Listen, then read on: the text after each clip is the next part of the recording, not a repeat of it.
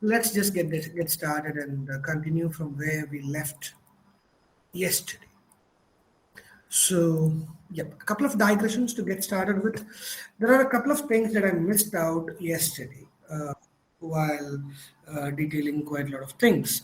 So, one such thing is I spoke about the primary definition by William Wordsworth as poetry, a spontaneous, powerful overflow of overflow of powerful feelings. And I told you how or why it later changed to recollected in tranquility. So generally, when I say this, I do bring in an analogy from Malayalam cinema for the Malayalis out here. You may remember this Malayalam film by Srinivasan titled Chinda Vishtayaya Shamala. So in Chinda Vishtaya Shamala, Srinivasan presents as character who is played by himself, who does not know how to use a camera. He calls himself a director. And then he says, when he's asked where to keep the camera or what to do with the camera, he says, let the camera jump with the actress into the sea. So, camera nadiyude kude chaadate ennu parayunna oru scene ningal ellarum orkkunnundu. So that actually is a prophetic vision of Srinivasan. Because later, when we come into the 2020s and when we come to the digital era, where anybody with a mobile can make a short film, we could see quite a lot of such replicas.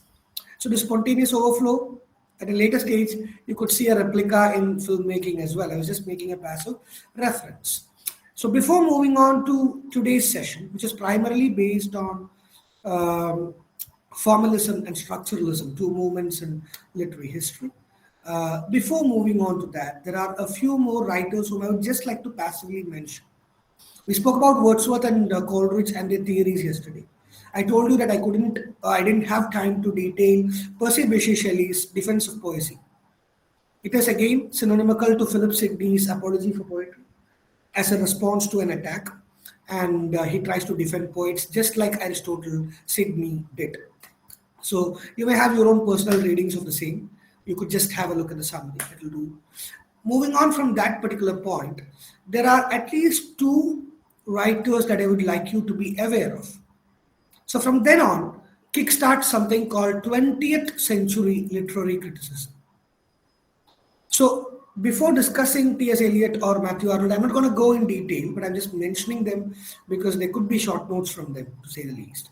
So talking about 20th, that's something we need to do to establish the beginnings of 20th century literary criticism. So the beginning of the 20th century witnessed two distinctive changes. One, it saw the involvement of the new world, what we call today as, or what we recognize today as America, in intellectual and scholarly discussions, not only as a participant, but also as initiator of schools of thought. The 20th century also observed the signs of the development of objective criticism in literary scholarship as opposed to biographical, philological, and historical criticism. So these are the two design features that marks the 20th century literary criticism. When we speak about new criticism today, you could see quite a lot of Americans over there. So similarly, you could see that the focus from biographical or historical criticism takes a radical transition to objective criticism. Or you could also, if you find that word to be confusing, you could think about a word textual criticism or formal criticism as we come to it later. So these are certain design changes that 20th century literary criticism took into account. Two authors that I would like to briefly mention is Matthew Arnold, number one, and T.S. Eliot, number two. Talking about Matthew Arnold, again, I'll need 3 to 5 minutes of digression because historical facts are equally important. We have already identified how neoclassicism or neoclassical writers focused on satires. Needless to say, those satires were related to their day-to-day affairs. When it came to romantic literary criticism, romantic period as well, the poets like Wordsworth, Coleridge, Shelley, or Keats reflected what is around them. Even though it were pantheistic in nature, they did reflect the woes of the impending industrial revolution happening in Britain. But the moment we get into the Victorian era, We come across writers like Alfred Tennyson or Robert Browning, who invented and popularized a form of poetry called the dramatic monologue. Again, this is pertaining to MEG1. I'm not going to detail that. But they came up with something called dramatic monologue. So, what is a dramatic monologue? Dramatic monologue is a poem where you get to know about the surroundings, the people around, and whatever incidents are happening from a single speaker and his perspective. For instance, I remember a very popular poem by Robert Browning called Andrea del Sarto. Andrea del Sarto means Andrea the painter. So in that poem, the painter, Andrea, speaks about his misery. He says that he should have been as famous as Michelangelo or Picasso. He should have been in the court as an established, admired artist. But then, because he married his wife, Lucretia, his life was ruined. He claims that Lucretia is quite what do you call expensive, and she's into other men, and he has to live in order to feed to her lifestyle. So we get all these accounts through Andrea's narration or dramatic monologue. We never get to hear Lucretia's side. That's one drawback that dramatic monologue possesses. So my last Duchess or Fra Lippo or Andrea del Sarto or Ulysses or the Lotus Eaters are all works by Browning and Lord Tennyson. So one charge laid against the Victorian writers by the then popular critic G.K. Chesterton was Victorian complacency, also addressed as Victorian compromise.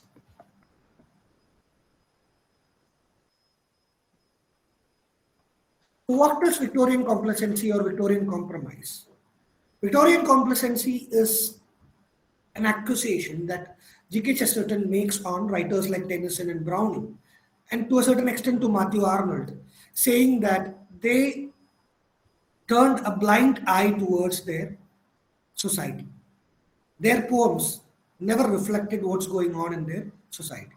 According to G.K. Chesterton, you go and read a poem during Shakespeare's time, or during Milton's time, or during Alexander Pope's time. You will get to know about people, their customs, their manners, the political scenario, and everything. But then, if and when you read a Victorian poet, they speak about either from the Greek mythology or some fictitious stories. They don't address the Victorian problems, especially the after effects of industrialization. Matthew Arnold is a slight exception to it because he has addressed these issues in a few poems. He was also a workshop critic in the sense that he wrote poetry as well as criticism, and he tried to address the literary concerns through his critical works. So, talking about Matthew Arnold, a few works that you need to be aware of is yeah,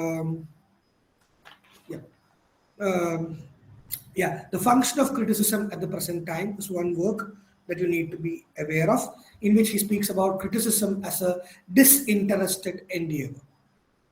Not uninterested, disinterestedness is a word that Matthew Arnold brings in. Then there is his Preface to 1853 Poems, another work by Matthew Arnold, which again speaks on the grand style, how poetry should be, and so on and so forth. So these two works, to say the least, is something that you need to have a basic awareness of. Moving on to the next person that you need to be aware of is T.S. Eliot. T.S. Eliot is a modernist poet. You all know The Wasteland by him is prescribed in MEG1. There is also another work that I call his masterpiece, The Four Quartets, which is also worth reading. Then he has written quite a lot of works. He's also written that play prescribed in MEG2, The Murder in the Cathedral.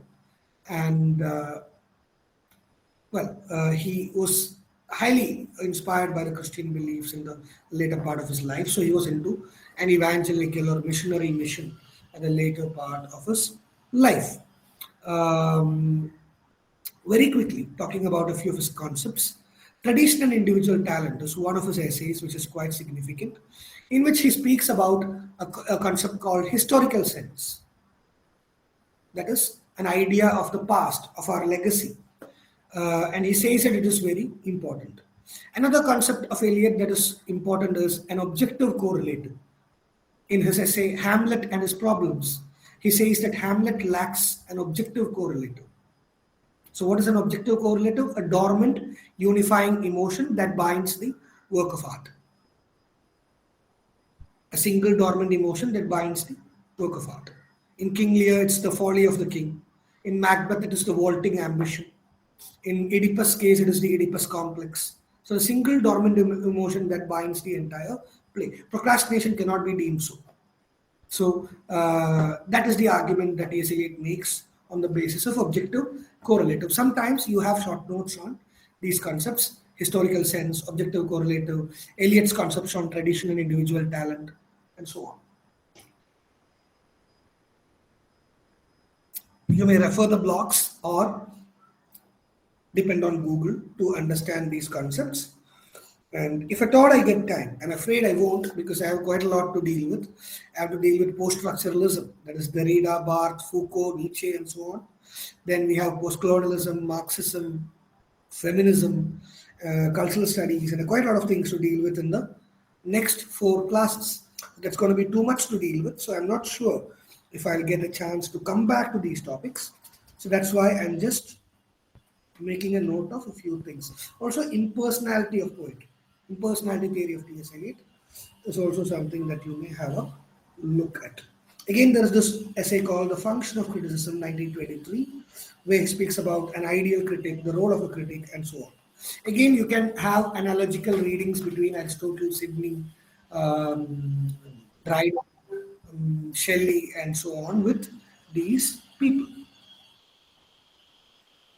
Okay. Yeah, I'm just making a reference or making just a passive reference side, but then maybe during our last Q&A session, I'll try to note that down for you just in case you haven't taken it down. It's totally okay. I'll come back and talk to you about that.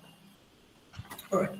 So now very quickly, let's move on to our topic of the day, the rise of literary criticism and post Matthew Arnold, what has happened, how new criticism emerged. So before going on to new criticism, as a precursor to new criticism, we have something called formalism. So up until then, we have seen that criticism is a philosophical affair, or a moralist affair, or a textual biographical affair. So we look at which author has written what, and we try to assess a text on the merit of those circumstances. But then, in the 20th century, there emerges a group of people who advocated on something called formalism. So before talking about formalism, let me also feed you with a few more facts regarding the pre-19th century trends. So English studies before 19th century was a church monopoly. There were only 2 universities in England. One was Oxford and the other was Cambridge. Colleges under these were more like monastic institutions. When you say it was church monopoly, obviously the moralistic element comes into the academy. So when there is a moralistic element, then the textual analysis becomes more of the biographical analysis of the writer or writers. So more often than not, only Anglican men attended these universities or colleges in England.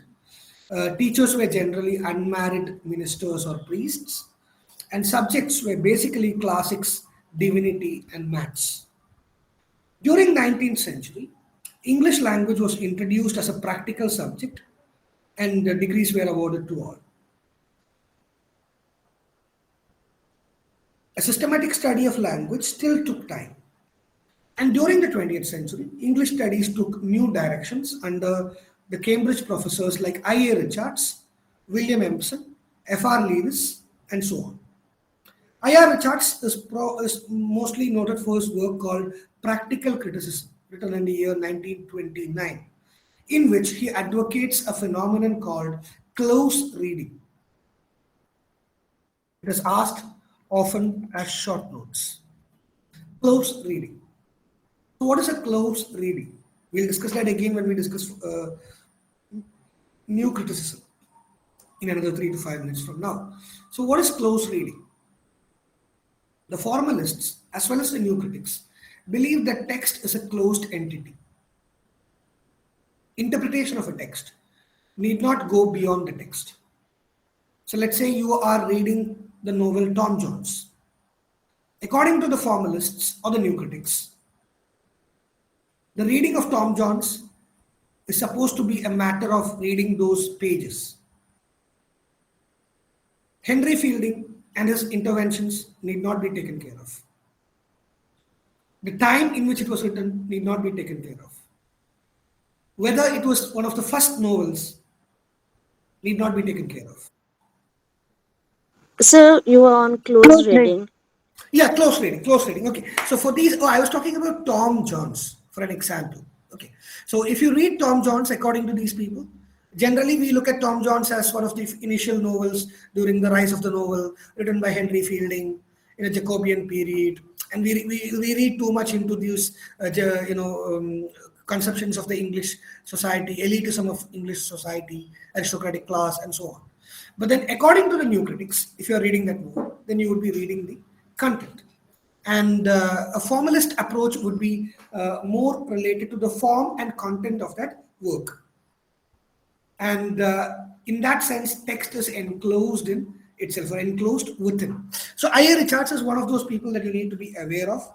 Then William Empson, the other professor that I spoke about, his work Seven Types of Ambiguity, written in 1930, which focuses on close reading based on seven verbal difficulties in poetry, an extreme close reading strategy, as mentioned by William Empson in his essay, Seven Types of Ambiguity. Uh, it's not only because of the want of time that I'm not dealing with seven types of ambiguity, but also because there is only one way in which, I'll come to that in a minute. William Empson. Okay. So there are two essays that I would like you to read whenever you get time, if you want to. One is William Empson's Seven Types of Ambiguity. The other one is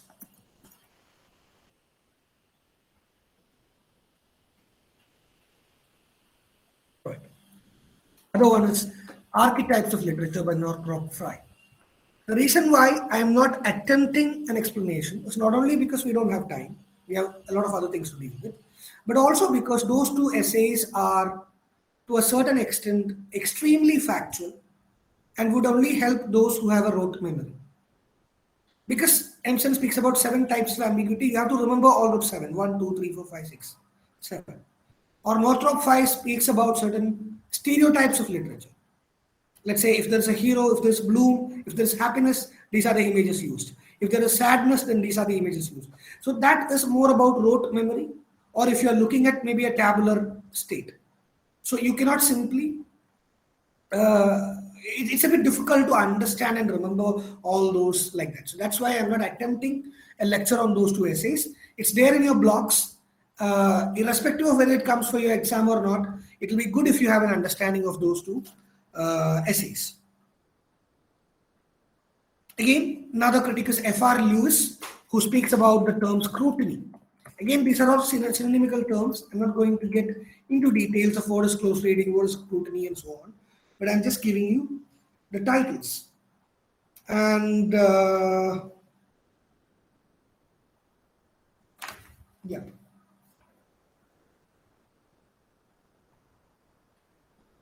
Then again, there is this different schools, which also again is related to the American intervention. So you have the neo-Aristotelian or Chicago school, consisting of Ronald S. Crane, Elder Olson, Wayne C. Booth, Booth, Wayne C. Booth, and so on. Which also I leave it to you. And our focus is right away to new critics, and yeah, we shall get into that the earliest. Okay. So talking about new critics, we can, for our convenient, divide them into two: major and minor. I'm sharing the names with you in the chat box if you want to have a look at it. So I.A. Richards, John Crow. Oh, he has an E. I'm sorry. There's a typing mistake from my end. Crowe. Don't make that mistake. John Crow Ransom, that's his name. Okay, the rest is fine. I'll post it again. So I.A. Richards, John Crow Ransom, W.K. Wimsatt, and Cleant Brooks. Then you have minor critics like R.K. Blackmore, Alan Tate, Ivor Winters, William Emerson. I've already spoken to you about Emerson. Then you have Monroe Beardsley. So these are the new critics that you need to have a basic understanding of.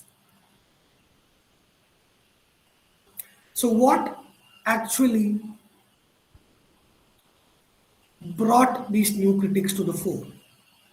As I've already told you, there was a primacy given to a philosophical inquiry into literature before them. And then such inquiries, again, we have seen it in all those criticism that we discussed yesterday as well, that there is this debate over science versus criticism or science versus literature. So in this debate, they try to establish text as a individual enclosed entity. And especially in Chicago, these group of critics in America, they were bound together in their thoughts, and they were professors of criticism. So they came together to invent new modes of literary analysis that facilitated such a larger or wider debate. And their mission was to oppose the corroding influence of science that threatened to render poetry as obsolete. There was a need to fix the language to be denotative as opposed to connotative, which again would purge language of its elements like irony, paradox, metaphor, and other devices of poetry. I remember some of you mentioning yesterday that my classes sounded or were useful more to MEG 1, and I reminded you that I am dealing with MEG 5. So, similarly, today, when I speak about MEG 5 and when I speak about new criticism, you may sometimes feel like ये कहीं और सुना है, and that कहीं और would be MEG 4, because in MEG 4 aspects of language you have concepts like irony, paradox, ambiguity, and so on and so forth. So these concepts were put forward by the new critics. They were central to the new critics in their understanding and appreciation of literature, and they tried to front these concepts in literary analysis. So they responded with an objective method that constructed an aesthetic wall around literature, that preserved and protected it as a self-contained, self-referential artifact. Let me just elaborate a bit before proceeding. The new critics responded with an objective method. What is an objective method? Objective means something that is concrete. As I told you, until then, any philosophical literary analysis was subjective. I look at John Dryden. Maybe I'm not a Whig. I don't like John Dryden. I say John Dryden is not a good poet. Maybe I belong to John Dryden's political affiliations. I read John Dryden and I say Dryden is an amazing writer. This is a subjective analysis. Again, to give a more sensible analysis, there is this Malayalam poet called Murugan Kattakada. So over the last 2-3 years, if you read Murugan Kattakada, you would read him as a Marxist poet. So if you are not a Marxist, you would look at Murugan Kattakada and say he's writing poems just to please the government and to gain positions. So such a statement is a subjective statement. It is not objective. So the new critics, so this is a charge laid against literature or literary criticism by those who stand for science, because science, a philosophical research of science, is fact-based. You can say that sun is this many kilometers from the earth, or it orbits this many times. So such a factual analysis was missing in terms of a literary criticism.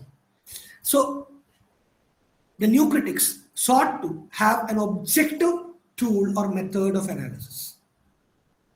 Objective based on literary devices or techniques or what exists within the form and the text. So they responded with the objective method that constructed an aesthetic wall around literature, that preserved and protected it as a self-contained, self-referential artifact. I've already explained that, a self-contained entity. A text draws with meanings within itself. It is the entire interpretation is contained within the text. and you need not look out of a text for its meanings. This was the proposal put forward by the new critics. And that is why we discuss them due to these tools that they have developed. Indeed, it was a formalist approach, following the formalist path, that discovers in the aesthetic form of a poem something that borders on the perfect and the transcendent. So, speaking about new criticism, due to the want of time, we can discuss two people, or maybe maximum three people. One is I.A. Richards, the second is John Crow Ransom, and the third is Cleanth Brooks. Because these three people experimented with yeah, this is I'm just sorry, I just had a message from a student, probably she's trying to get in. Okay.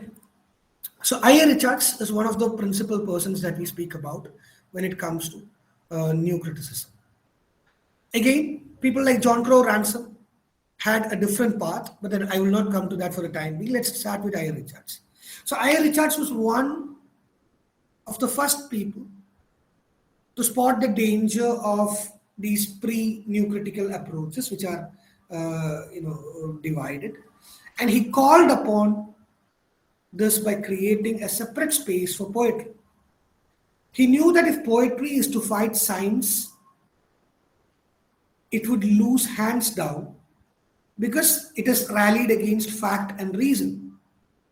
So instead, he decided to forge a space for poetry to exist alongside rather than in opposition to science. I repeat, when he's trying to break free and stand on par with science, he decides to place literary criticism not as an opposing force to science, but something that exists alongside. He coined the term pseudo statement in his essay Science and Poetry. Again, one of the key terminologies that is associated with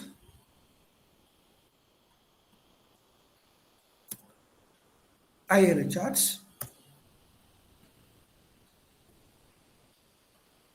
And he also coined the terms intellectual belief and emotional beliefs in his principal work, Practical Criticism. They are self-explanatory, I suppose. So I'm not getting into detail, just going to brief them. So intellectual belief occurs in a rational context of logical consistency, and it seeks as its end the fusion of all ideas into a perfect ordered system. Emotional belief occurs in an emotional context of sentiments and feelings, and its end is to saw ideas around our emotional needs and desires as to pave the way for their fulfillment. Emotional beliefs are not verified by any external standard of systemic coherence, but its success in meeting our emotional needs and desires. Although emotional beliefs can be accompanied by intellectual beliefs, it often exists by itself. I hope that's a straightforward and clear thing. Like he makes a distinction between intellectual belief and emotional belief. So intellectual belief occurs in a rational context. It seeks or requires a logical consistency, and it requires a fusion of all ideas into a perfectly ordered system. So there should be a logical consistency if you have to make an intellectual uh, belief, and there should be a perfectly ordered system. But with emotional belief, it banks itself on sentiments and feeling. So we cannot look for concrete things when you are emotionally involved. So rather, your emotional belief or sentiments and feelings looks into our needs and desires and how they are fulfilled. And they are never verified by an external systematic coherent system, but rather how much it meets the needs and desires. And they may sometimes be accompanied by intellectual beliefs, but often it exists by itself. In doing so, he also draws largely about or from the psychological foundations of reading and interpretation and how readers discover how they think and feel about poetry. When it comes to his book Practical Criticism, he speaks about how to evaluate a piece of writing based on its ability to meet certain literary standards such as grammar, punctuation, and overall style, and how the readers interpret it in a psychological vantage point of view.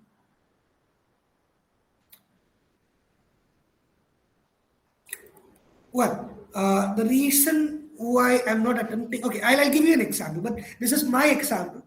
Do not state it in an exam. Okay. Uh, Let me give you an example. Let me take the precursor, let me take the romantic writers, for instance. Take the case of William Wordsworth. Take the case of Samuel Taylor Coleridge. Tell me which of these beliefs have they employed? I have detailed two concepts by A. Richards to you: intellectual belief and emotional belief. Right? So, which of these concepts do you think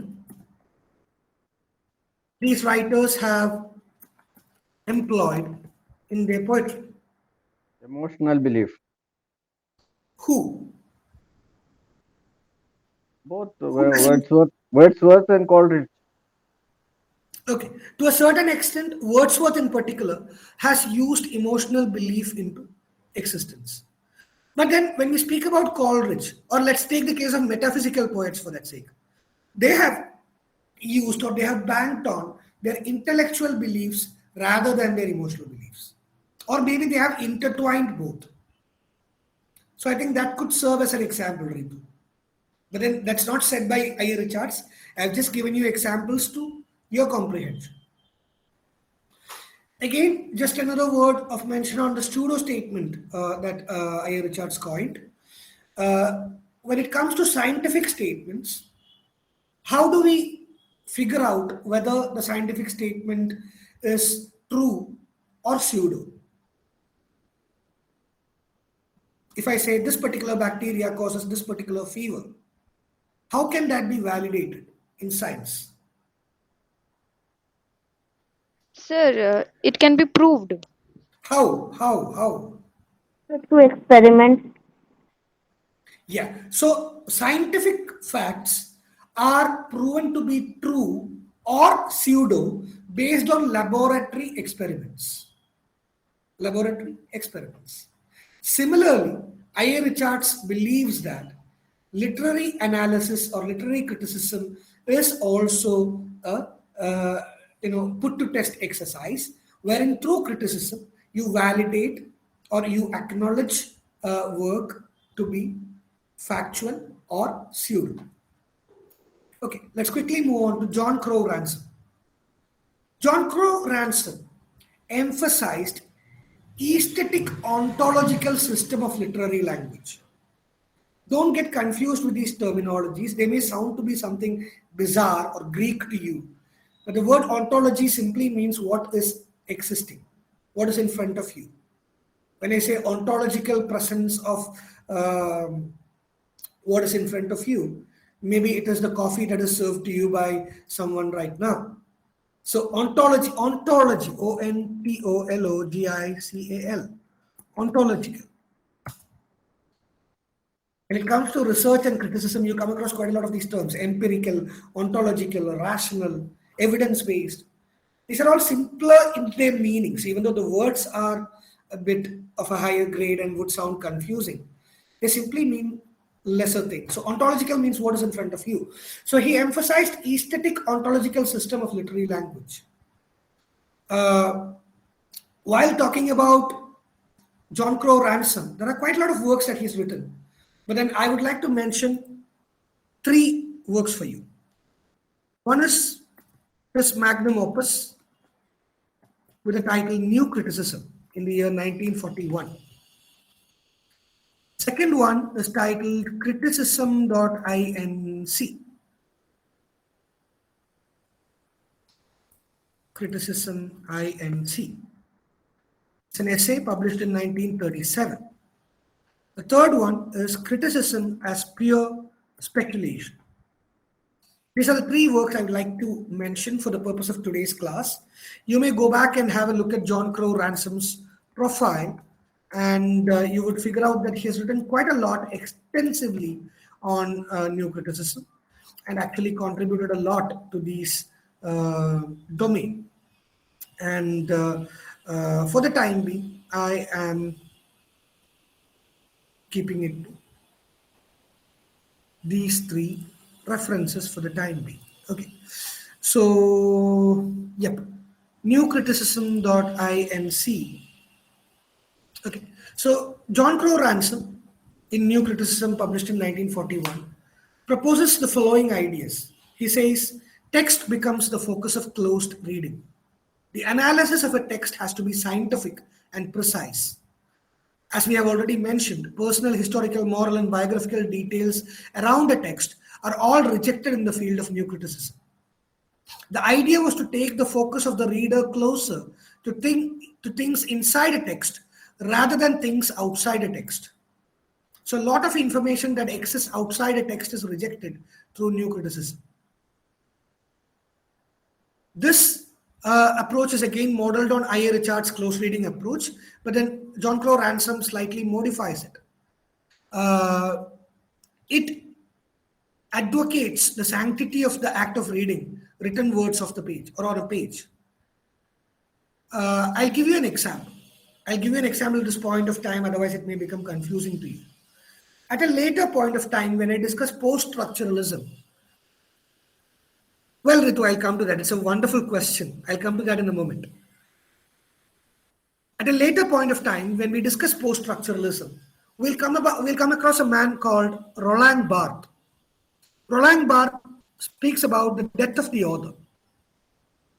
He speaks about, in a post-structuralist vantage point, he speaks about how a text is an autonomous entity and how it is free of biographical details and everything outside. He also claims that a text is a self-enclosed entity. All that exists is within the text. So more often than not, once I finish Barthes, learners come back to me and sometimes ask me, isn't this the same that was proposed by new critics? No. Because the difference between new critics and Roland Barthes is, first of all, the school of thought. They belong to a formalist school. Roland Barthes comes, after formalism comes structuralism, after structuralism comes post-structuralism, where Roland Barthes comes. But apart from that, Roland Barthes speaks about reading the text as a whole. Let's say if Tom Jones consists of 200 pages, that entire 200 pages is part of the closed text examination, as per Barthes. And that generates a meaning. But new critics were not always limited to the entire text alone, but they were also, they were not insistent on the entire text as such, but they were also talking about the partial readings of a text. Just like Ritu said right now. Let's say Hamlet is the longest of William Shakespeare's tragedies. But then I give you 4 lines from a soliloquy. To be or not to be, that is the question. Yes, Jasila. I could see your hands raised. Is there a question? Okay, I think by mistake. All right. So when you get 4 lines to annotate for that sake, it does not actually call for a close reading, because close reading would simply mean an analysis of those 4 lines. But Ritu, in your exams, you have to say who the author is, what the context is, what happens in the next stanza. So it is not actually a close reading. But let's say if you take those 4 lines and read and try to interpret, that you are actually involving in close reading, provided you are not looking for the historical facts. Rather, you're just looking for the rhetorical parts of speech. Then yes, you are involving in close reading. So the new critics, and John Crow Ransom in particular, when he speaks about close reading, what he refers to is a selected reading, which may be sometimes 20 lines from a 200-line poem. It could also be 200 lines from a poem, but everything is within the text. That is what they emphasize on. I'll give you one more example to make things clear. Again, it is a slightly extreme example. Jacques Derrida, another post-structuralist that we'll discuss later, along with Roland Barthes, he has written an essay called Ulysses Gramophone. In Malayalam, Ulysses in the Gramophone. In Hindi, Ulysses ka Gramophone. So, in that essay, he devotes more than 80 pages to an interpretation of the word yes in James Joyce's modernist novel Ulysses. That, for instance, is a typical example of a close reading of the text. Am I clear? Is that clear to you? Derrida is not a new critic, all right? Don't misunderstand this when I say Derrida. I'm just giving you a wild example. Jacques Derrida in Ulysses Gramophone devotes more than 80 pages to interpret the word yes used by James Joyce's modernist novel Ulysses. So that is an example of a close reading scenario. Okay, talking about criticism INC, which was published in 1937, the essay envisages an objective or ontological, as I told you, means what exists in front of you, what is there. So it envisages an objective or ontological criticism that is the product of a rigorous, disciplined, collaborative effort in the elucidation and evaluation of literary texts. Ransom believes that criticism must become more scientific or precise and systematic. To this end, he argues that obstructive rival methods and approaches like historical approach, linguistic scholarship, and moral studies should not influence literary criticism. We have already discussed that. The historical biographical factors are immaterial. The moral purpose that Aristotle or Plato speaks about should not be there. The linguistic scholarship should not be there. All that matters is what is within the text. So in his essay, Criticism as Pure Speculation, he rejects every psychological and moral approaches to poetry in favor of an objective ontological approach. He calls I.A. Richards a psychological critique and accuses him of making too sharp a distinction between feeling-centered poetry and cold, unemotional science. According to Ransom, a poem is not just an expression of emotions. Rather, it has a paraphrasable core. That is another term that he has coined. A paraphrasable core that is as logical and coherent as a scientific statement. I assume that maybe you are slightly getting confused. So again, let me try to give a basic elaboration of the same. What did I.A. Richards say? I.A. Richards was trying to maintain a balanced approach. Any balanced approach for that sake is actually an inferior approach because you're not dominant, you're not dominating. So when you are saying, okay, science is like this, but we are also like this.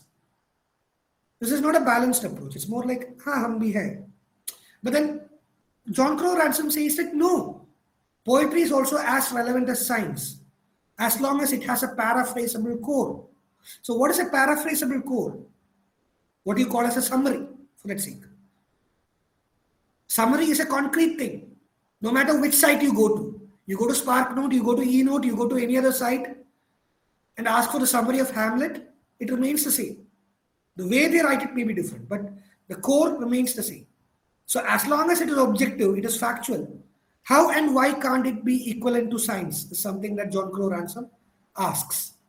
And that's how he rallies for this new approach of literary studies.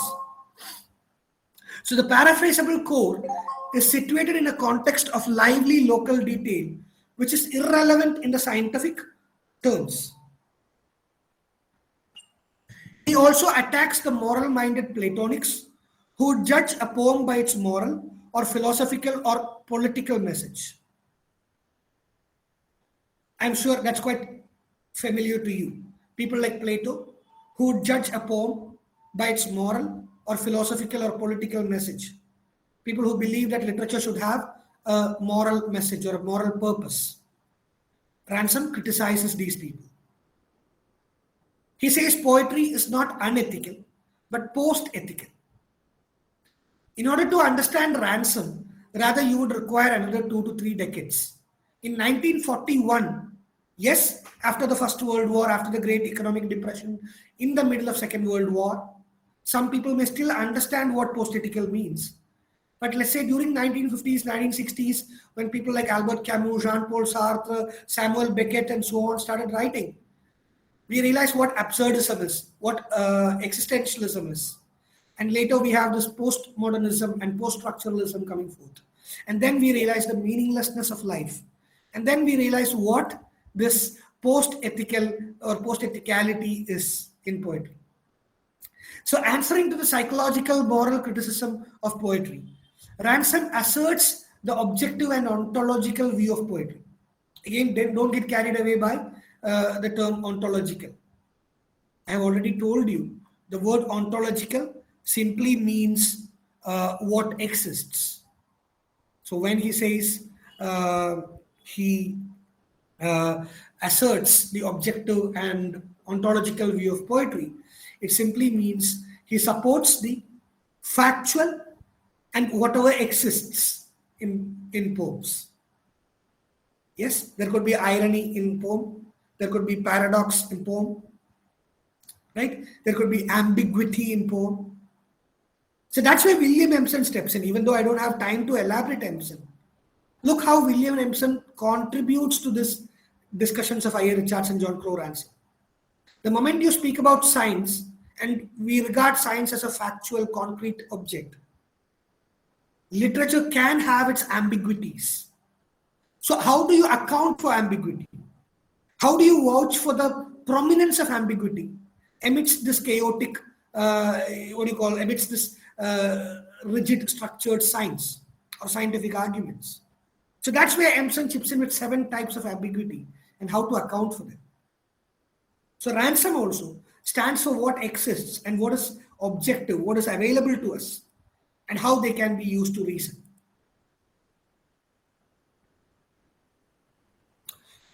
One must acknowledge the ontological status of the poem with its abstract universal message and its particular concrete detail, according to Ransom. He claims that poem is a logical structure having a local texture. He compares the critic with a lavish diner of a cream-filled pastry, not only relishing the shell of the pastry, but each drop of the cream as well. This discussions by John Crowe Ransom is principle or his critic is crucial to our understanding of new criticism. Now, before winding up that particular discussion, let me very quickly talk about Cleanth Brooks as well. Cleanth Brooks is noted for his essay, The Language of Paradox. It is a small essay, just in case you haven't read it and you want to read it, go read it. Because that will also help you in MEG 1. Because the language of paradox is a critical attempt on what?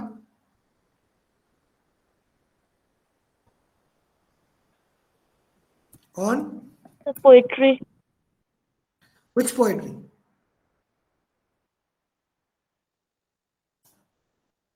Which poetry? The only a guess, neoclassical maybe.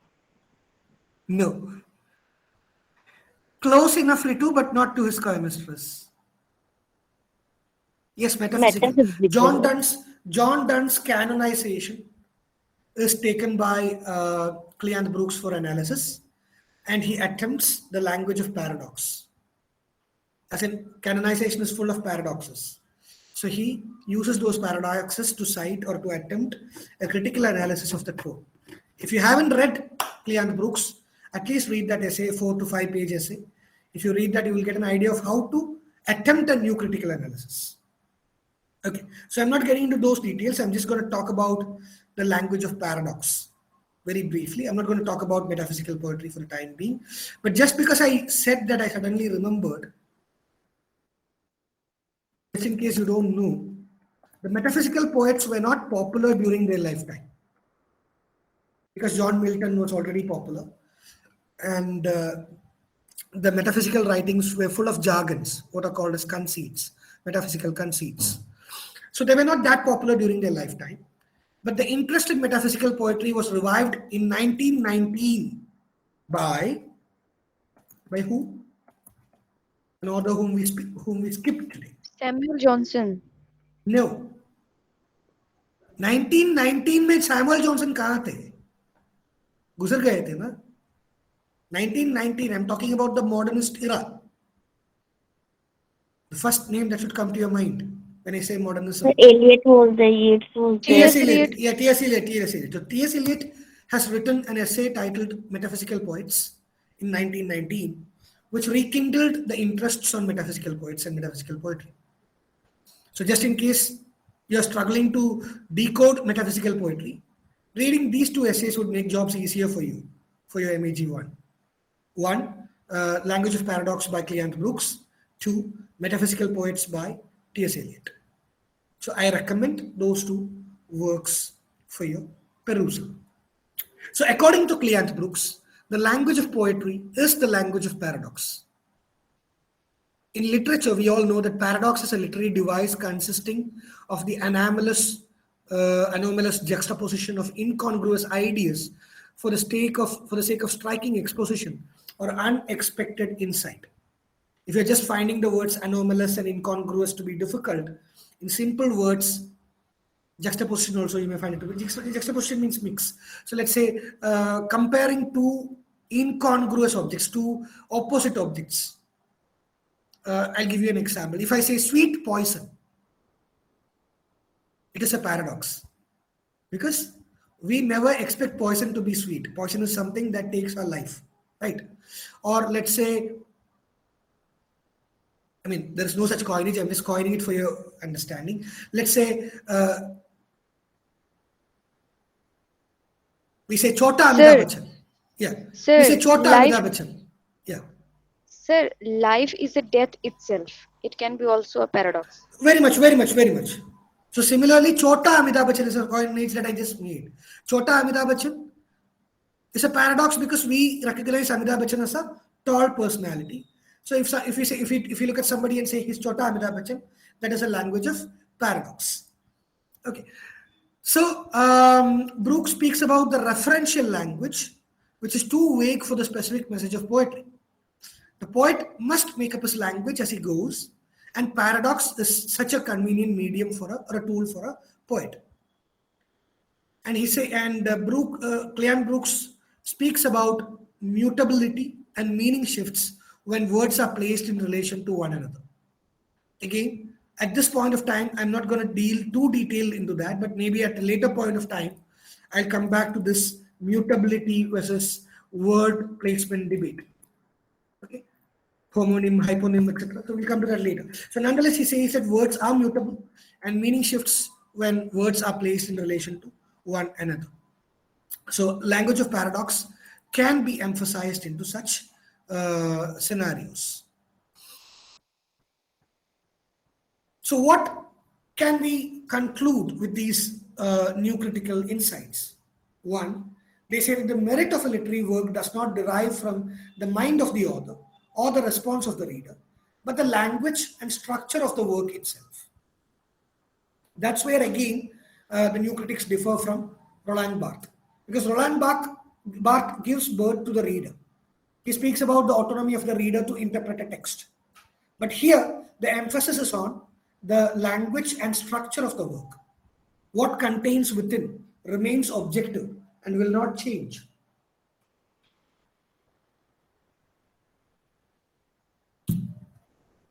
They considered the work as a self-referential object whose failure and success, charms or lack of it, is in the work itself.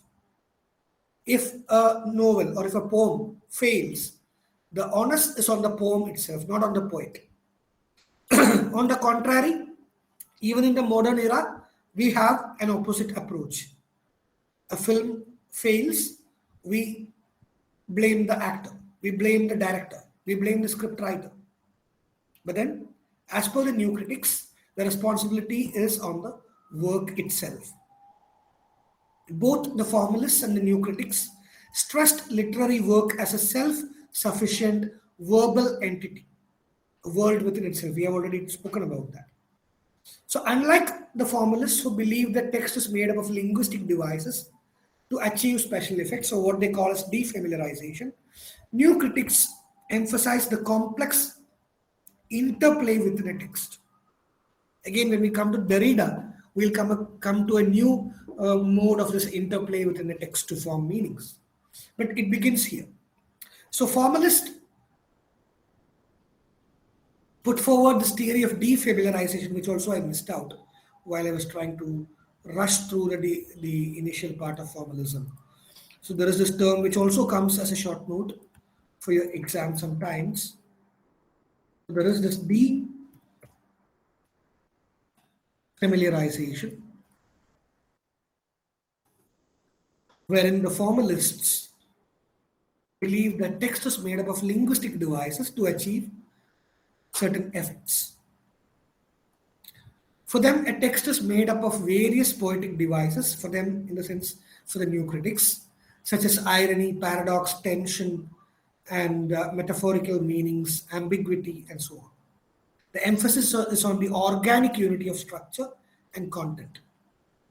Well, this was not free from any of the criticisms.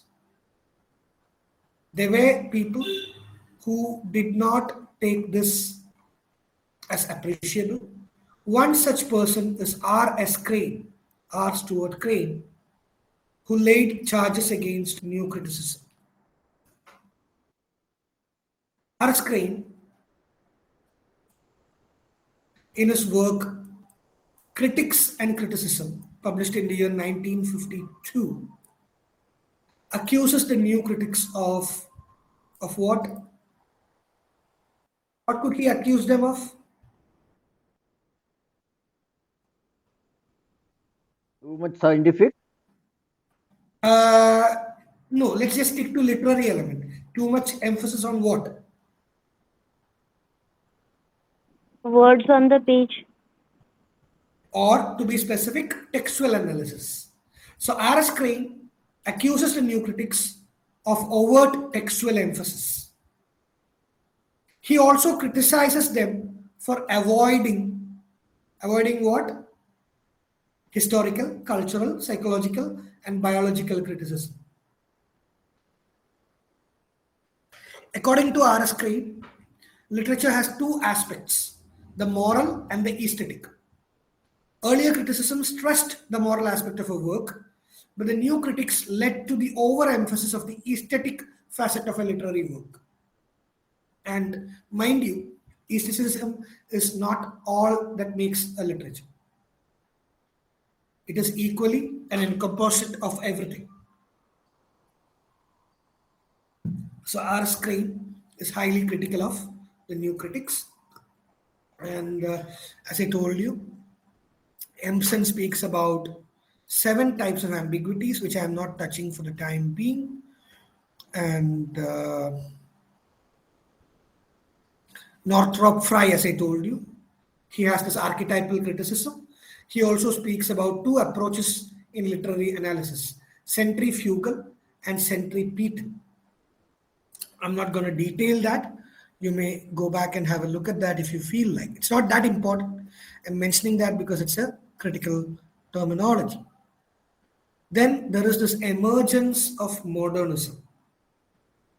And I'll discuss that. I'm trying to go chronologically, but then I'll come back to these people later because psychoanalytical criticism is something that we need to discuss as a different entity altogether. In 20-25 minutes, it would not really be fine. So, emergence of modernism, followed by the rise of writers like, or not writers, but psychologists like Sir Sigmund Freud, his psychoanalytical theory. On the other end, we have Charles Darwin and Darwin's theory of evolution. Then you have Karl Marx and his Marxism, and then Friedrich Nietzsche and his genealogical theories. So from there, just leaving them behind due to the want of time. But unlike Eliot and Matthew Arnold, I'll come back to at least a few of them. At least I'll come back to Sigmund Freud. And if I get time, I'll definitely try to quickly go through Karl Marx And yeah, Darwin, you already know. Friedrich Nietzsche, if I discuss Foucault, I'll definitely bring him on. All right, almost 1 hour of my talk. Should I give you a break? Should I play something? Just give me a second. Okay, so because we are leaving Freud for the time being, I'll just give you one small video of Freud so that you get a basic idea of Freud, and then we'll come back and continue with structuralism. We'll try to quickly run through Ferdinand de Saussure and wind up today's session. Just a small break from my lecture. And yeah, during the last Okay. 15 minutes, I'll do that pretty Agarwal. Whatever names I miss, I'll come back. Don't worry. Okay. We have the Q&A session, no? So I'll give you all the names.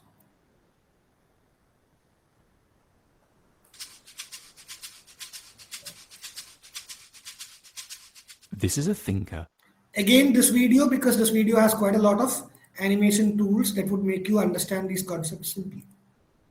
who helps us understand why our lives and relationships are full of so much confusion and pain. He tells us why life is hard and how to cope. His own life incurred a lot of anxieties. Sigmund Shlomo Freud was born to a middle-class Jewish family in 1856. His professional life was not an immediate success. As a medical student, he dissected hundreds of eels in an unsuccessful attempt to locate their reproductive organs. He promoted cocaine as a medical drug, but it turned out to be a dangerous and addictive idea. A few years later, he founded the discipline that would ultimately make his name, a new psychological medicine he called psychoanalysis. The landmark study was his 1900 book, The Interpretation of Dreams. Many others followed. Despite his success, he was often unhappy. During some particularly strenuous research, he recorded, "The chief patient I am preoccupied with is myself." He was convinced he would die between 61 and 62 and had great phobias about those numbers, although he actually died much later, at the age of 83. Perhaps because of his frustrations, Freud achieved a series of deep insights into the sources of human unhappiness. He proposed that we are all driven by the pleasure principle, which inclines us towards easy physical and emotional rewards, and away from unpleasant things like drudgery and discipline. As infants, we are guided more or less solely according to the pleasure principle, Freud argued. But it will, if adhered to without constraints, lead us to dangerous, reckless things like never doing any work or eating too much, or most notoriously, trying to sleep with members of our own family. We need to adjust to what Freud called the reality principle. Though we all have to bow to this reality principle, Freud believed that there were better or worse kinds of adaptations. He called the troublesome ones neuroses. Neuroses are the result of faulty negotiations with, or in Freud's language, repression of, the pleasure principle. Freud described the conflict between three parts of our minds: the id, driven by the pleasure principle, and the superego, driven by a desire to follow the rules and do the right thing according to society, and the ego, which has to somehow accommodate between the other two. To understand more about these dynamics, Freud urges to think back to the origins of our neuroses in childhood. As we grow up, we go through what Freud termed the oral phase, where we deal with all the feelings around ingestion and eating. If our parents aren't careful, we might pick up all kinds of neuroses here. We might take pleasure in refusing food, or turn to food to calm ourselves down, or hate the idea of depending on anyone else for food. Then comes the anal phase, which is closely aligned with what we now call potty training. During this period, our parents tell us what to do and when to go.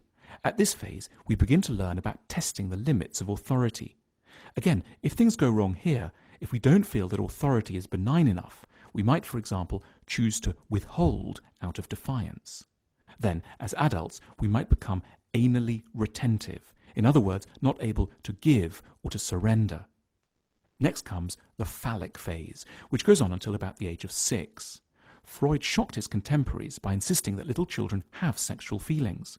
Moreover, in the phallic phase, children direct their sexual impulses towards their parents, the most immediately available and gratifying people around. Freud famously described what he called the Oedipus complex, where we are unconsciously predisposed towards being in love with the one parent and hating the other. What is complex is that no matter how much our parents love us, they cannot extend this to sexual life and will always have to have another life with a partner. This makes our young selves feel dangerously jealous and angry, and also ashamed and guilty about this anger. The complex provides a huge amount of internalized worry for a small child. Ultimately, most of us experience some form of confusion around our parents that later ties into our ideas of love. Mum and Dad may both give us love, but they often mix it with disturbed behavior. Yet because we love them, we remain loyal to them and also to their bizarre destructive patterns. For example, if our mother is cold, we will be apt nevertheless to long for her, and as a result, however, we may be prone to always associate love with a certain distance. Naturally, the result is very difficult adult relationships. Often the kind of love we've learned from mum and dad means we can't fuse sex and love, because the people we learned about love from are also those we were blocked from having sex with. We might find that the more in love with someone we are, the harder it becomes to make love to them. This can reach a pitch of crisis after a few years of marriage and some kids. Freud compared the issues we so often have with intimacy to hedgehogs in the winter. They need to cuddle for warmth, but they also can't come too close because they're prickly. There's no easy solution. Freud says we can't make ourselves fully rational, and we can't change society either. In his 1930 book, Civilization and Its Discontents, Freud wrote that society provides us with many things, but it does this by imposing heavy dictates upon us, insisting that we sleep with only a few, usually one other person, imposing the incest taboo, requiring us to put off all our immediate desires, demanding that we follow authority and work to make money. Society themselves are neurotic. That is how they function, and that's why there are constant wars and other political troubles. Freud attempted to invent a treatment for our many neuroses. He called it psychoanalysis. He thought that with a little proper analysis, people could uncover what ails them and better adjust to the difficulties of reality. In his sessions, he analyzed a number of key things. He looked at people's dreams, which he saw as expressions of wish fulfillments. He also looked at parapraxes, or slips of the tongue. We now call these revealing mistakes Freudian slips, like when we write thigh when we wanted to write though. He also liked to think about jokes. He believed that jokes often help us make fun of something symbolic like death or marriage, and thus relieve some of our anxiety about these topics. There's a temptation to say that Freud just made everything up and life isn't quite so hard as he makes it out to be. But then one morning we find ourselves filled with inexplicable anger towards our partner, or running high with unrelenting anxiety on the train to work, and we're reminded all over again just how elusive, difficult, and Freudian our mental workings actually are. We could still reject his work, of course, but as Freud said, no one who disdains the key will ever be able to unlock the door. We could all use a bit more of Freud's ideas to help us unpick ourselves. Okay, so I hope that video was quite lively enough for your understanding. Let's very quickly move on to structuralism. Yes, comparatively from here on, for the next 2 or 3 sessions, it will be slightly confusing to you because we're going to talk about all the complicated jargons in literary criticism and theory. But I'll try to make it as simple as possible. I'll try to elaborate as and when where it is required. Feel free to ask me if it is confusing, or do let me know if it gets boring. Not today, but maybe when we discuss Derrida and Barthes, there is a high probability, especially Foucault and Derrida, there is a high probability that you will slightly feel confused. Okay, so let's quickly move on to structuralism. I'm not sure if I'll be able to run through Saussure today. If I am not, then I'll do that the next day when we begin and rush through him. For the time being, let me talk to you about structuralism. So, as an offshoot of modernism that embodies its spirit, structuralism also inverts and decenters established binaries. So, what is binary? Good, bad, black, white. So, any such bi-conceptions that we have is called binary. So, like modernism, structuralism also tries to invert and decenter established binaries. What structuralism does is that it privileges structures over logocentric meanings. Logocentric meaning is transcendental and original. However, after decentering logocentrism, Structuralism constitutes hierarchies, setting up a new system which is as elaborate as that of Plato or Kant, that is Immanuel Kant. The system of structuralism takes in every area of thought and study. It is interdisciplinary and is applicable to a wide variety of disciplines. For instance, the system of Marxism is so pervasive that it can answer any questions from any discourses such as politics, metaphysics, aesthetics, etc. The theoretical foundations of structuralism has its origins in the works of Ferdinand de Saussure and Claude Lévi-Strauss, and later it was adopted into literature by Roman Jakobson, Roland Barthes, and finally into history by Michel Foucault. Yes, I could see someone's hands raised. I think it's Sir, I could not understand the word logocentric. logocentric. I'll come to that. I left it there because that word is central to all our discussions from here. For instance, later when we discuss post-structuralist notions of Derrida, he is speaking about the same logocentrism from a different vantage point of view. So I'll come to that. Don't worry. Logocentrism is looking for a center, looking for a fixed, definite meaning or a fixed center. So this logocentrism is thwarted by, or right from modernism onwards or structuralism onwards. There is no one inherent meaning. There is no one inherent center. There is no predefinable thing. Is something that these people are arguing. On a simpler note, I think that is the definition that I can give you at this point of time. Is that clear enough, or do you want me to explain a little bit more on that?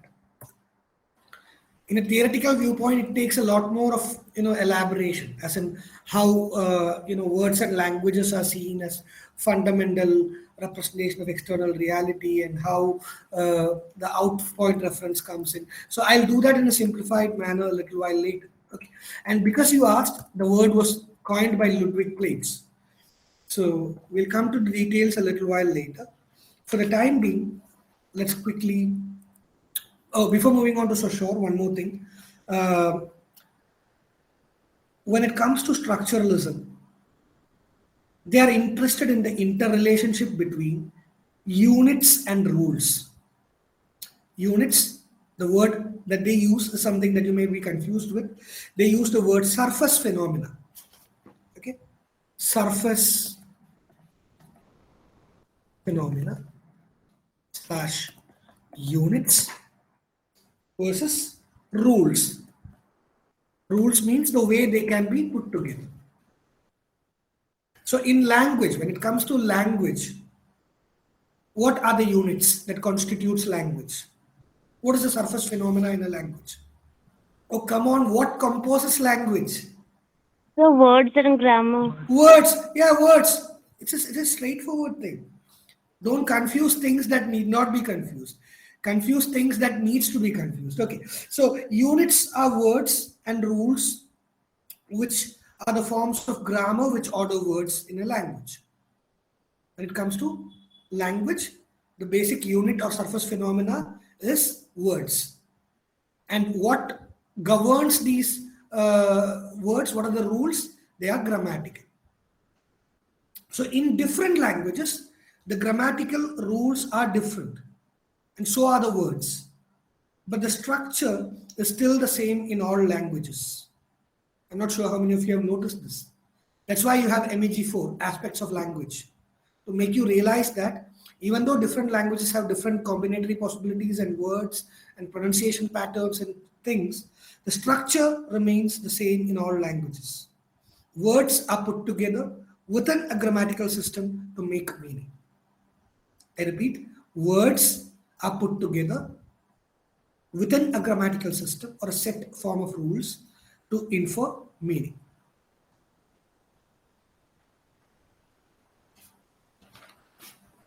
Okay.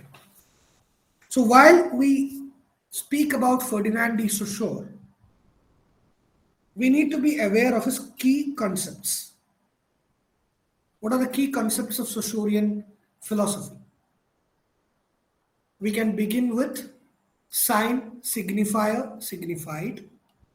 Then we have syntagmatic versus paradigmatic associations. Then we have synchronic versus diachronic. We also have long versus parole. Yeah, these are the major concepts of Saussurean theory that we need to be aware of. And for your exam, this is significant in two ways. One, you may have an essay asking you about Ferdinand de Saussure and his role as a structuralist or a structural linguist. Or even with that essay, you will also have a short note asking you to distinguish between long and parole, or between syntagmatic and the paradigmatic associations, or between synchronous and dichronous relationships, or between long and parole. So you may, or sign signifier signified. So you must be thorough with these concepts. The problem about being thorough with these concepts is that sometimes, or more often than not, we tend to confuse one with the other. So let's very quickly try to go through these concepts. So according to Saussure, I've already given you, again, I've already given you a background to Saussure in my previous classes.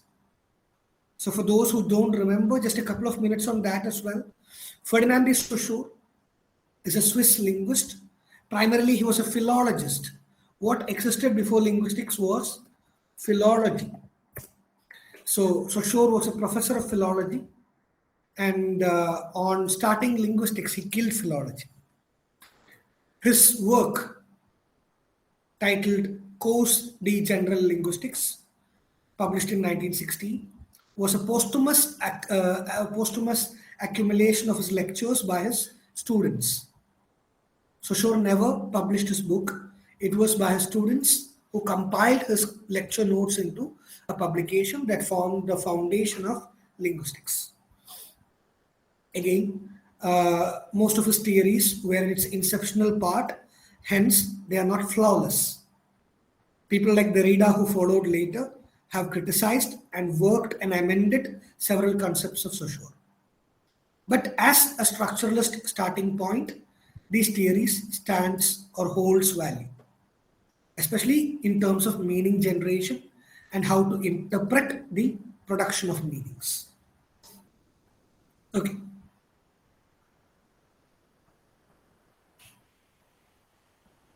Okay.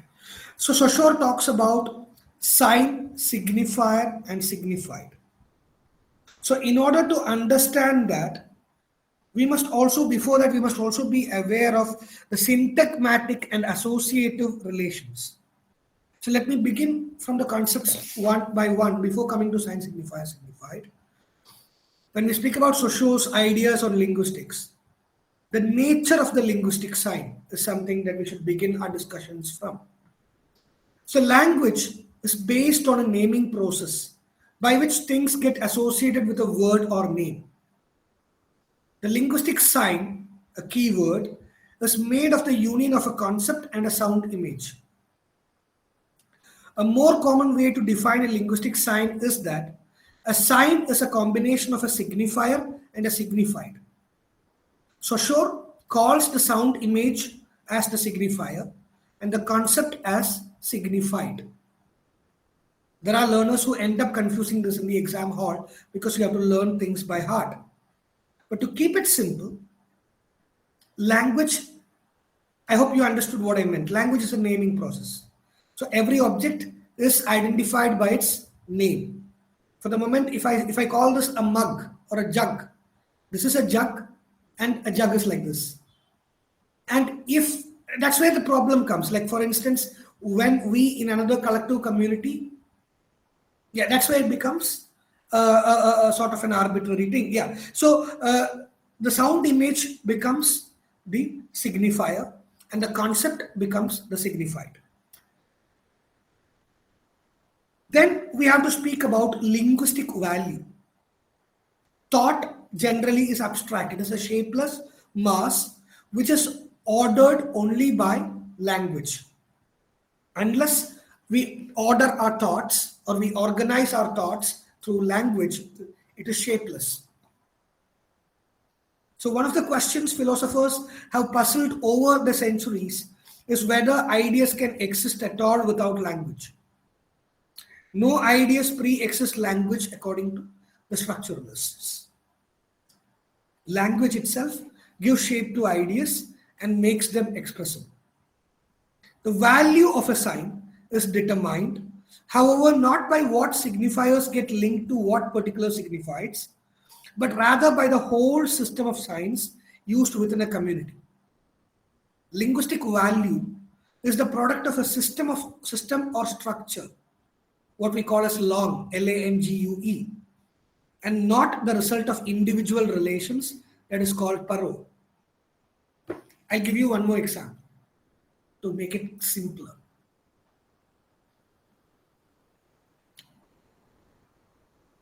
What is long and what is parole? Parole is an individual manifestation. As a human being, I may have my own competencies and my own core language skills. When we live in a community, we may possess our own linguistic capabilities. That individual competence or that individual capability is what he calls as parole. Whereas the collective manifestation that comes out from a group is what he refers with the word long.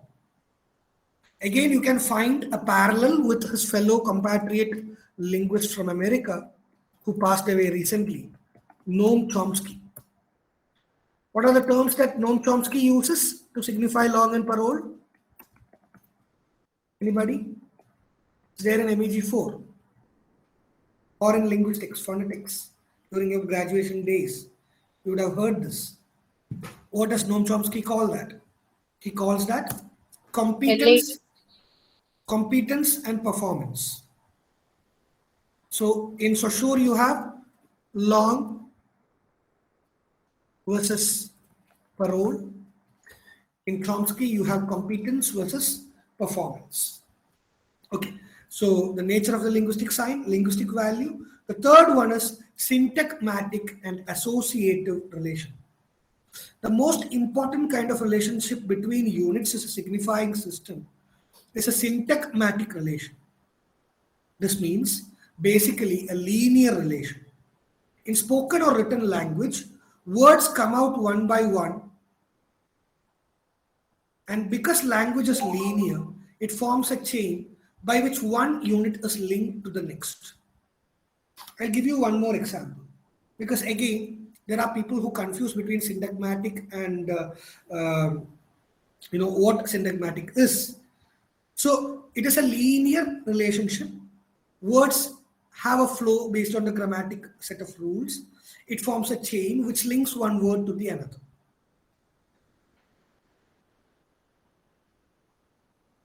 Okay. So Saussurean theory, we have discussed what sign signifier signified is, what long and parole is. The next one is synchronic and diachronic. So what is synchronic versus diachronic? Synchronic means through the time and diachronic means across the time. I'll give you an example.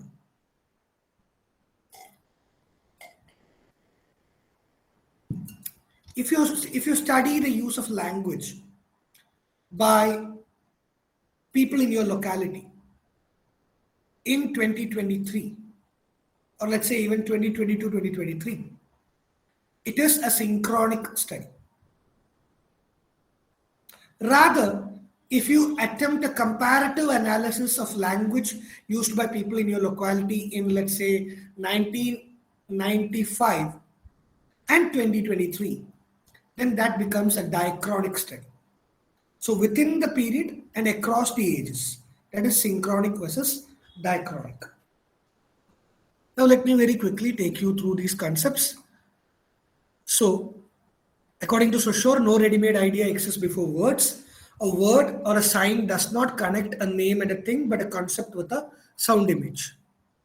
According to the logocentric notion, there was an underlying belief in the existence of ideas behind words.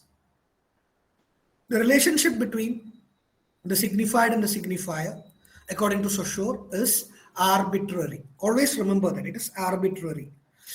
He uses the example of what? to prove this arbitrary nature? We have discussed that already in our The initial tree, I classes. think so.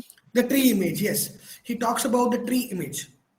The moment I say tree, a tree image, a corresponding image comes to your mind. So once again, I would like to remind you that these are all tentative things. Later, Jacques Derrida speaks more prominently about substitutions. I have given that example for those who missed that class. The moment I say the word Zen, what comes to your mind? It might be a car, it might be a phone, it might be a Buddhist monk. But if you are a Persian, the word Zen means mother. So again, the moment I say mother, what corresponding image comes to your mind? It is your mother's image. So the mother image that came to my mind is different from the image that would have come to Preeti ji's mind, the image that would have come in Anchal's mind, the image that would have come in Shubhadeep's mind or Said's mind, right? So the same word produces different images. And again, take the case of exceptions. Take the case of an orphan who was brought up in a convent. A sister superior would have been addressed as mother in the convent. Look at paradox, right? A sister superior being addressed as mother. And for that orphan, when she grows up and listens to this word, the word mother evokes that sister superior's image. So Derrida calls this as substitutions. And his translator, Gayatri Chakravarti Spivak, uses the word deference to denote this terminology where meaning production differs and is deferred. It is slightly delayed. So, so according to Saussure, the relationship between the sign signified and signifier is arbitrary. And he believed that each sign is a part of a greater system of signs which involved which the system which he calls is deeper than human thought, and he calls that as long. The specific instance of speech that obeys the general rules of long is called as parole, and he claims that the greater system of signs works both at vertical and horizontal levels, that is paradigmatic and synchronic. So synchronic means with time or together with time. And it explains how the sign interacts within the existing structure. Horizontal meaning, on the other hand, is diachronic. Syntagmatic is interested in relating how the sign functions in terms of syntax and grammar, whereas diachronic is interested in the evolution of the system through time. For instance, you may sometimes remember learning the great vowel shift, Old English, Middle English, and so on and so forth during your college days. Such an analysis is an instance of a diachronic study, the shifts that English language underwent across the ages. It is an example of diachronic study of language.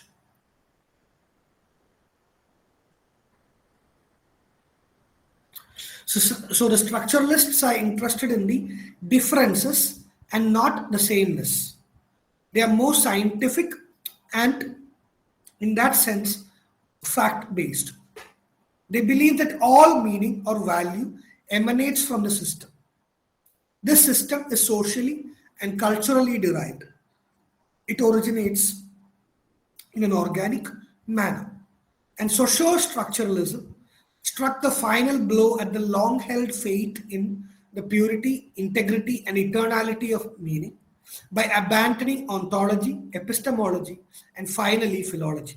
As I have already told you, Saussure killed philology and started linguistics. And just in case these concepts confused you a little bit here or there, I'll just give you a. Oh my God, just give me a second. Yep. I'll just share a 3-minute video and then we'll come back and have a floor open for the questions. I will also talk to you about the authors that I missed. I'll give you the list of the names. And I told you, Salman, these are all interdisciplinary. Sometimes you will feel like it's MEG1, sometimes you will feel like it's MEG5. If I am teaching Aristotle, you will feel like I'm teaching MEG2. So it's quite natural. All right, so let's just watch this and come back. This is a short introduction to Saussure, structural linguistics, and its central concepts. Ferdinand de Saussure was a Swiss linguist credited with founding the field of structural linguistics, a radical new theory of language as a structured system. He is often referred to as the father of modern linguistics, an honour divided between him and Noam Chomsky, depending on who you ask. His most influential work, Course in General Linguistics, was published posthumously in 1916. But what is structural linguistics? It's the idea that language is a system of contrast and equivalence. In structural linguistics, language consists of strings of linguistic objects, be they words, phonemes, or morphemes, and these objects are defined only through the fact that they contrast with other objects in the language system. This was an entirely new way of thinking about languages and presented a radical change from previous approaches. In order to begin to understand structural linguistics, we first need to understand the key ideas. First, there's the sign. Saussure's sign consists of the signifier and the signified. The signifier is the sounds or the letters used to denote what we're talking about. Signified is the actual concept of the thing. That is, the idea in our minds when we hear or read the signifier. The actual real thing in the world is called the referent. Note the difference between the thought of a cat and an actual real cat. The sign is a two-sided psychological entity, as one can't exist without the other. It just couldn't be a sign. Imagine a coin with just one side. You can't, right? Secondly, Saussure highlights that there is an arbitrary and conventional relationship between a signifier and its signified.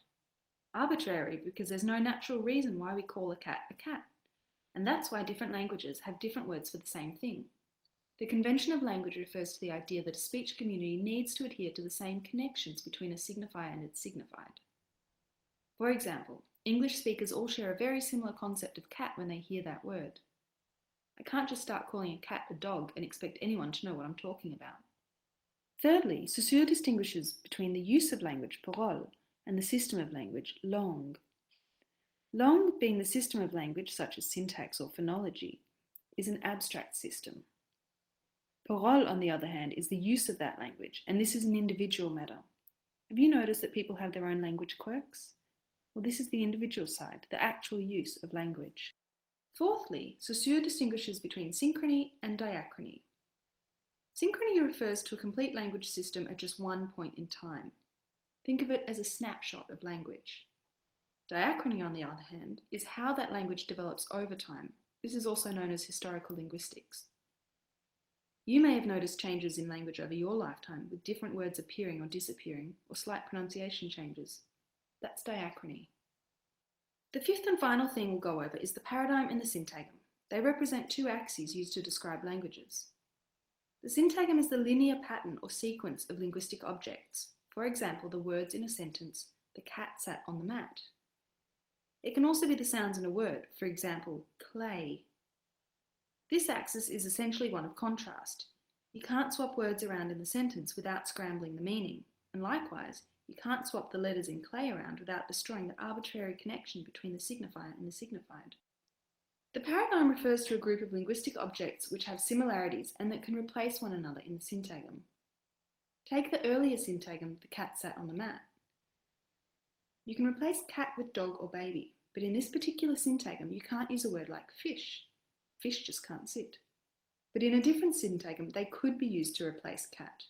For example, in the syntagm, I like all animals, especially fish. So just because some objects have a paradigmatic relationship in one specific syntagm, doesn't mean that it holds in all contexts. Let's look at another example using sounds in the word clay. In this syntagm, the C can be replaced by P to produce play, but we can't replace the C with a T. English doesn't allow the TL sequence. Another syntagm, still. Here we can replace the T with a P to produce the syntagm spill. The T and the P belong to the same paradigm in this example.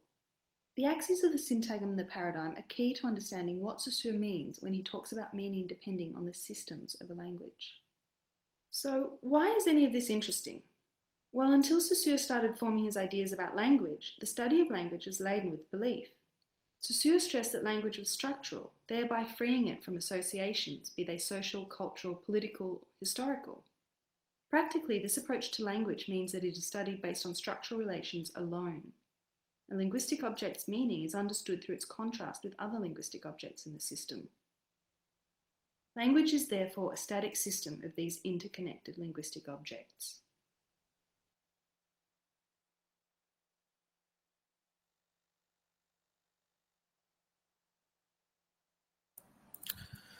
All right, so that could serve as a sort of a recap or a wind up or a summary of whatever we have discussed over the last 30 minutes or so regarding the Saussurean ethos.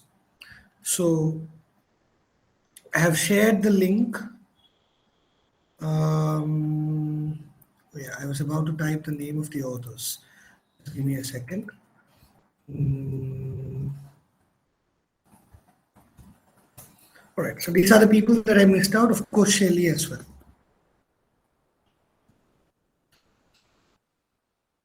I would, though, come back to Sigmund Freud and Karl Marx if time permits.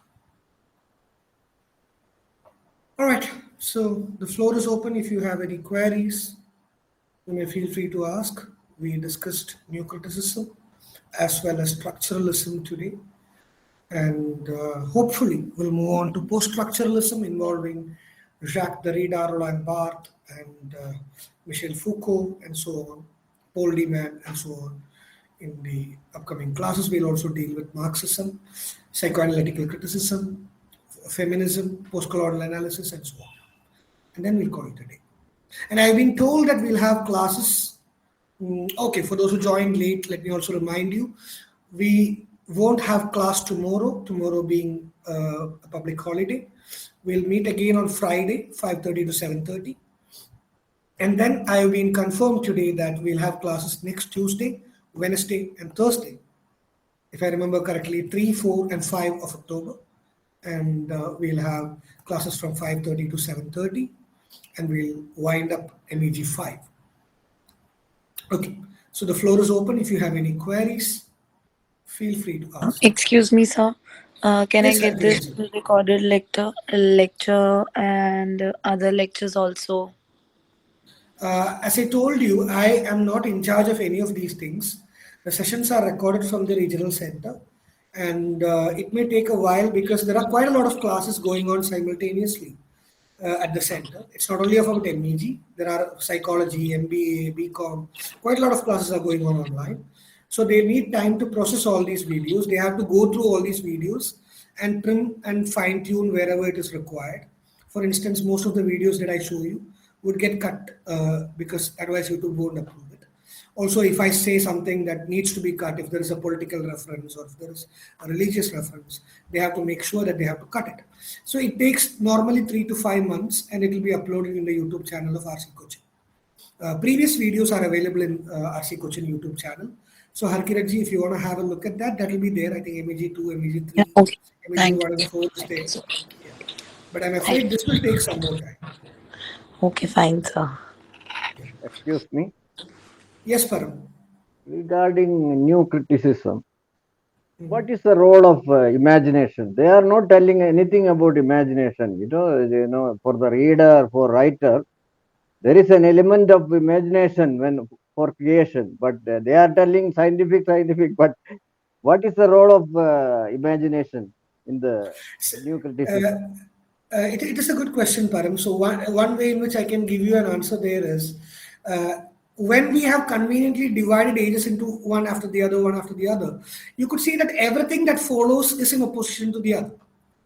You see neoclassicism followed by romanticism, romantics opposed to neoclassics. So we can see when it comes to new criticism, their focus is not on not on author, first of all. Imagination is possessed by the writer. So the author is not given any significance. The historical background is not given any significance. The moral or philosophical aspect is not given any significance. All that they are focusing on is the aesthetic content of the work. And the aesthetic content, there also, they are looking at the language, the devices used by the poet, like ambiguity, paradox, or irony, tension, sarcasm.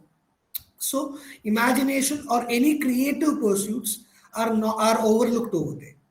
Yes, they may look at the structure and say the structure is creative, for instance. Yes. Again, I get reminded of E. Cummings, a poet. If you have read E. Cummings, he writes in a specific way. So how would the new critics or formalists assess his poems? So maybe they would look at the merit of the language and talk about the uniqueness in the structure that E. Cummings employs, not about the poet, not about which time he lived in. So that's where I said, when we try to read Tom Jones in any way, in any manner, and when we read, let's say, something like Prime of Miss Jean Brodie, or any, let's say, any latter novel that you read, or let's say Jane Austen's novels, we have a distinction between these novels based on the time in which the author lived, the historical features, the attributes, and so on and so forth. But if a new critic attempts a reading, they'll be solely looking at the text, at the language being employed. So that's where imagination or genius or inborn talent is all sidelined.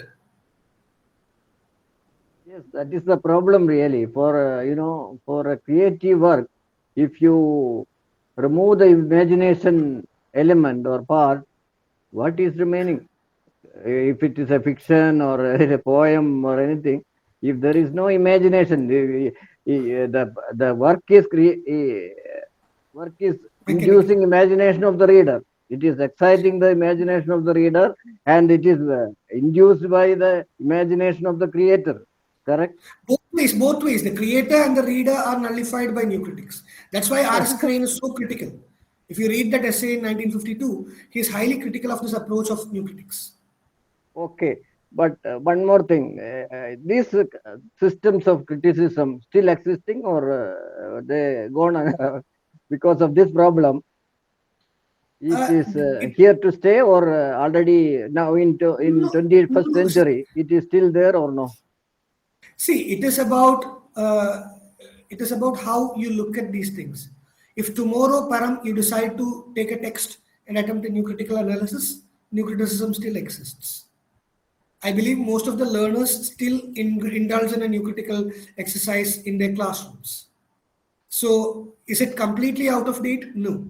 But then, as a school of thought, maybe not so many people are into it as of now.